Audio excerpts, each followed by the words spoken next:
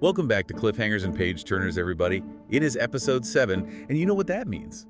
Time for another literary classic. That's right, we are diving into To Kill a Mockingbird by Harper Lee. One of the most beloved books of all time. It won the Pulitzer Prize back in 1960, and honestly, it just feels so relevant even today, doesn't it? Absolutely. It's a story that continues to resonate with readers generation after generation. And there's just so much to unpack. We've got themes of racial injustice, prejudice, justice, compassion, and it's all seen through the eyes of children. Which adds this incredible layer of complexity and innocence to the narrative. Right, and it all starts with this fascinating look into the Finch family history.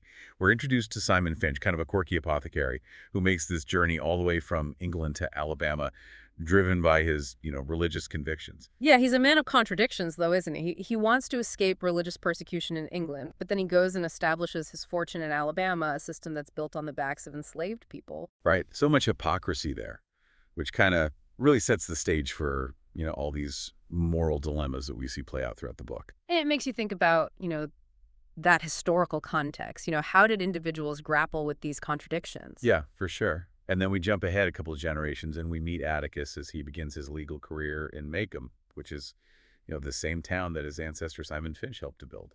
And his first two clients, the Haverfords, end up being hanged because they're so insistent on pleading not guilty, even though Atticus advises them otherwise. It's a rough start to a legal career. It really is, and it kind of shapes his views on the justice system and particularly criminal law, doesn't it? Oh, yeah, absolutely. Yeah. I mean, you have to wonder how much did that experience really influence his moral compass moving forward? I think it definitely planted those seeds of, distrust in the legal system's ability to actually deliver true justice, especially when prejudice is involved. And that sets the stage for his later defense of Tom Robinson, where he takes on a case that he knows will pit him against the prejudices of his entire community. Right. It's like he's trying to right the wrongs that he witnessed earlier in his career. But before we get to the trial and all of the drama that comes with it, we have to meet Scout, Jem, and Dill. Ah, yes. These wonderful characters, the heart and soul of the story, really. Right. They're our window into Macomb. And Macomb is this, it's depicted as this sleepy southern town where life moves at a slower pace. But beneath that surface, there's this whole web of social codes and unspoken rules, especially around, race and class. And the children are kind of oblivious to a lot of it, aren't they? At least at first. Well, yeah, they're just kids, and so they're running around, they're exploring, they're using their imaginations, and they get really fascinated by Boo Radley, this reclusive figure who lives in their neighborhood. And Dill especially is just fixated on Boo, isn't he? He's heard all these stories and rumors, and he just can't resist trying to get Boo to come out of his house. It's like this huge mystery that they have to solve, right? And so they come up with all these crazy schemes to try to communicate with Boo, like leaving him notes and trying to peek into his windows. Yeah, and all the while they're kind of unaware of the fear that Boo represents to the adults in Macomb. Right. They see him as this, object of fascination and not really a threat. And then there's that encounter with Boo's brother, Nathan Radley, who just seems determined to keep Boo isolated from the world. Yeah, he's a really interesting character, too, because he represents kind of that societal pressure to conform. And, anyone who's different is seen as a threat. Absolutely. And so while the children are busy with their Boo Radley adventures, Scout is also starting school. And she has this very memorable first grade teacher, Miss Caroline. Oh, yeah, Miss Caroline, bless her heart. She's well-intentioned, but just completely out of touch with the realities of Macomb. Right, she's trying to, impose these new teaching methods, but they just don't quite work with these kids who have such different backgrounds and experiences. Yeah, and it's that clash with Burris Ewell that really highlights the class differences that exist in Macomb. Right, Burris just shows up for the first day of school every year, Yeah. and he's covered in dirt, and he doesn't really fit in with the other kids, and Miss Caroline just doesn't know how to handle him. And it's a really important reminder that even in this small town, there are these deep inequalities that exist. Definitely. And then there's that scene where Scout invites Walter Cunningham home for lunch, and Calpurnia, she steps in and she teaches Scout this important lesson about empathy and understanding. Calpurnia is such a wise and insightful character. She's like a moral compass for Scout in a lot of ways. Totally. And it's clear that she has this, really important role in the Finch family. It goes beyond just being a housekeeper. Oh, absolutely. She's like a surrogate mother to Scout and Jem in many ways. And amidst all of this, the children are still fascinated by Boo Radley, and they start finding these little gifts in the knothole of a tree. I love that part. It's so mysterious, and it's like this secret line of communication between the children and this figure that they don't even really know. Yeah, those gifts are so symbolic. They represent Boo's attempt to connect with the outside world, even though he's so afraid. And then, of course, Nathan Radley comes along and plugs up the knothole. It's heartbreaking in a way, isn't it? Because it cuts off that connection. It is, but thankfully they have Miss Maudie Atkinson, who is this wonderful neighbor who provides them with a lot of, wisdom and guidance. Miss Maudie's the best. She's so kind and understanding, and she's one of the few adults who doesn't judge Boo Radley. Right, she sees him as a person, and she tries to teach Scout and Jem to do the same. And she has this amazing analogy, doesn't she, about the Bible being worse than a whiskey bottle in the wrong hands? Oh yeah, that's one of my favorite quotes of the book. It really speaks to the hypocrisy that she sees in her community. And it's so relevant even today how, religion can be used to justify all sorts of things. Right, and then, of course, there's the fire at Miss Maudie's house. Oh, gosh, it's such a dramatic scene. It is, and it's also really significant because it's the first time that we see Boo Radley kind of step out of the shadows to help someone. He puts the blanket on Scout's shoulders, doesn't he, while everyone's watching the fire? Yes, and nobody even realizes it's him. It's such a subtle act of kindness, and it really foreshadows his later actions in the book. It does, and it shows that, even though he's isolated, he's still capable of compassion. Absolutely, and then as the story progresses, we see those themes of prejudice and justice and compassion play out on this much larger scale with the introduction of Tom Robinson. The black man who's falsely accused of raping a white woman. And that sets the stage for the central conflict of the novel, The Trial, that exposes all of the racism and injustice that exists in Macomb. And Atticus is the one who steps up to defend Tom, even though he knows it's going to be an uphill battle. All right, so we're back in Macomb, and the trial of Tom Robinson is about to begin. It's a huge moment for the town, isn't it? I mean, everyone's talking about it. Oh, absolutely. This is way more than just a legal proceeding. This is a spectacle that's going to expose all of the racial tension that's been simmering beneath the surface in Macomb. Yeah, and the courtroom is packed. Right. Everybody wants to see what's going to happen. And Jem, Scout, and Dill, even though Atticus has told them to stay home, they sneak into the courthouse. Of course they do. They can't resist the drama. Right, and they end up finding a spot in the colored balcony with Reverend Sykes and the rest of the black community. Which is just such a powerful image. Even in this space that's supposed to be about justice, there's this very clear physical separation between black and white people. Yeah, and it really underscores the reality of segregation in Macomb. And then Mayella Ewell takes a stand, and right away it's clear that her story doesn't quite add up. Yeah, her testimony is full of inconsistencies, isn't it?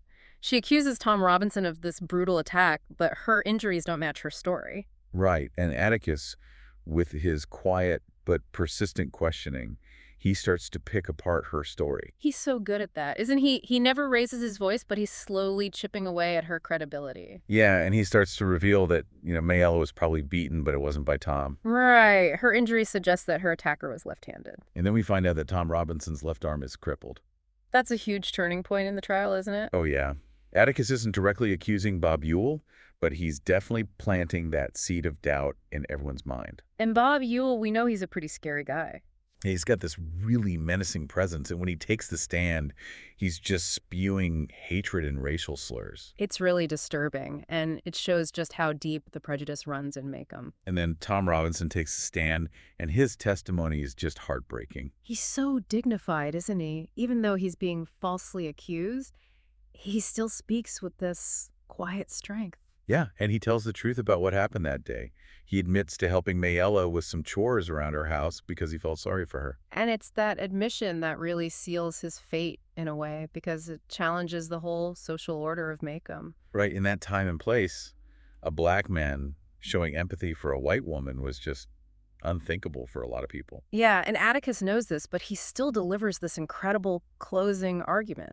It's one of the most famous speeches in literature, isn't it? Oh, for sure. He just Right. lays out all the evidence, he points out all the inconsistencies, and he speaks directly to the jury's conscience. And he even takes off his coat and loosens his tie, like he's shedding this persona of, this upstanding lawyer, and he's just speaking from the heart. It's so powerful, but unfortunately it's not enough. No, the jury comes back with a guilty verdict. And Jem, Scout, and Dill, they're just crushed. They've been so hopeful that justice would prevail. Yeah, their faith in the system is shattered. And the black community who's been watching the trial, they just leave in silence. They knew all along what the outcome was going to be, didn't they? It's a really sad moment. And it highlights the systemic racism that's at play. And then, as Atticus is leaving the courtroom, everyone in the colored balconies stands up to show their respect. It's a small gesture, but it's so meaningful it shows that they recognize his efforts, even though the verdict didn't go their way. It's a really powerful moment of solidarity. But the story doesn't end there.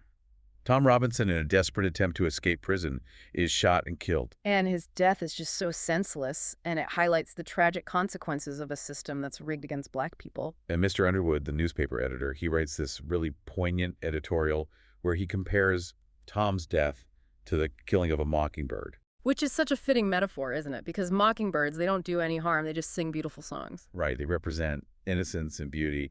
And Tom Robinson was just as innocent and undeserving of his fate. And life in Maycomb tries to go back to normal, but the wounds from the trial are still very much open.